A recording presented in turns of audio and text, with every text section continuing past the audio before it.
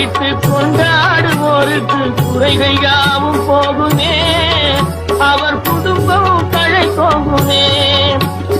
சமர வேலாயுதம் பக்க துணை கொண்டால் சகல பயம் நீங்குமே.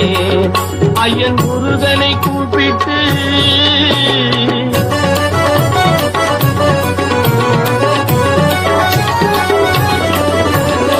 அருமுகனை வேண்டி ஆராதனை செய்தார்.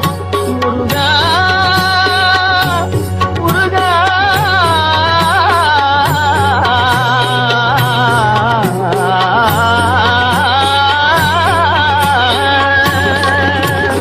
அருமுகனை வேண்டி ஆராதனை செய்தால் அருகில் ஓடி வருவார். அன்பு பெருகி அருள் புரிவார்.